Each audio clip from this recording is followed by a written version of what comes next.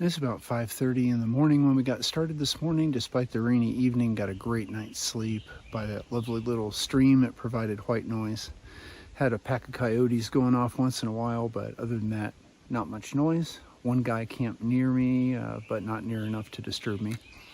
And got down to about 60 eventually in the tent.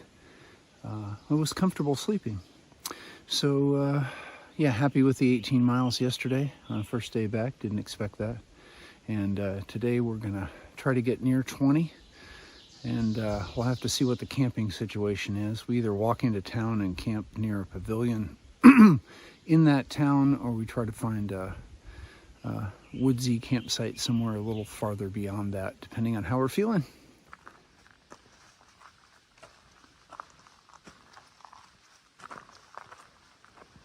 Starting the morning with a rocky 700-foot climb.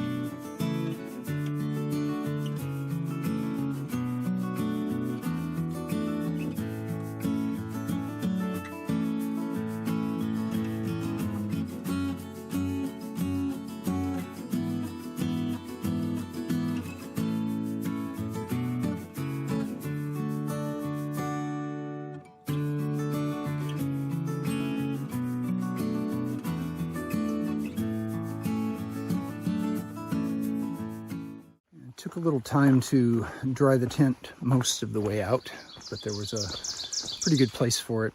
Ate some extra food in addition to what I was scheduled to eat on break.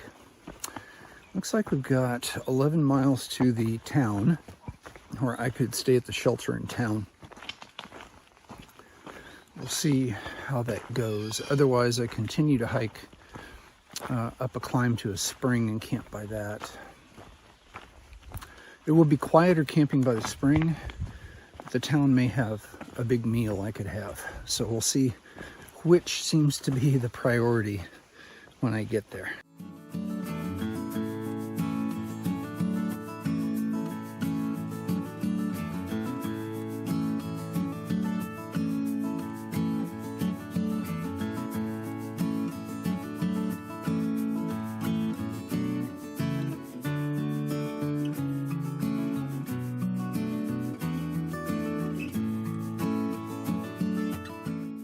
There's been a lot of rocky footing, which has required patience and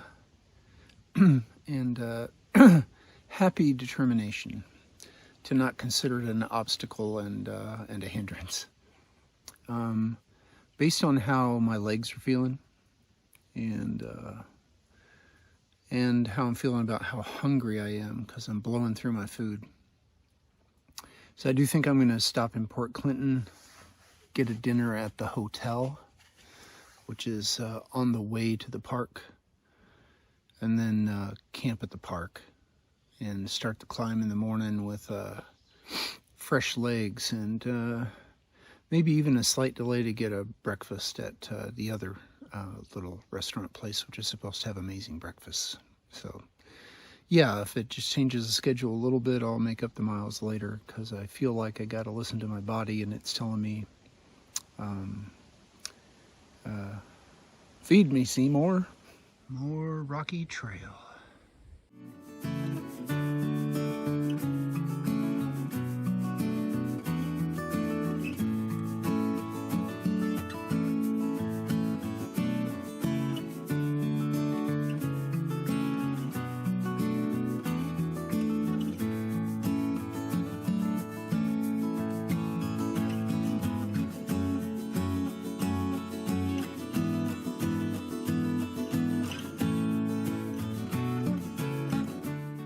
Now we're getting closer to finishing this very steep 1 mile descent into Port Clinton. But You can feel your knees. That descent was no joke. That was very vertical. Now, I guess we'll get into town pretty quick. Maybe we got another little drop here down to the railroad tracks.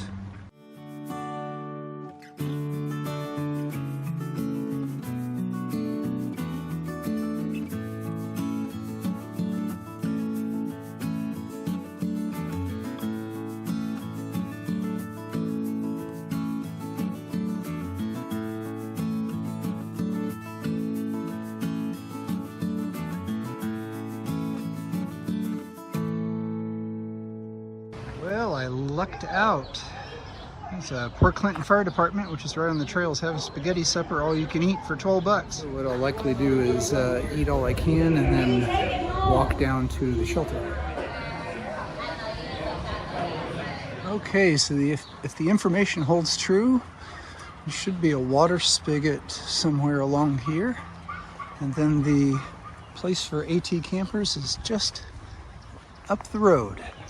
So at this fire station spaghetti supper, there were a bunch of folks who were on an organized float trip, kayak trip down the local river here. And we had got lots of kind of adventure sport stories to share. So it's pleasant company. They were all from Pennsylvania themselves. So we should be coming up on the spigot here, fill some water bottles, and then find a place to camp. So it felt like a long day walking over all the rocks, but and coming down that very steep descent at the end. But the weather held. It was very nice for us. I went through my food a little faster than usual, so I'm glad I had that spaghetti dinner. I'm going to wait a while here and have a second dinner as well. So keep stoking the fires. Well, thanks for hiking with me, and remember, we're doing the impossible. That makes us mighty.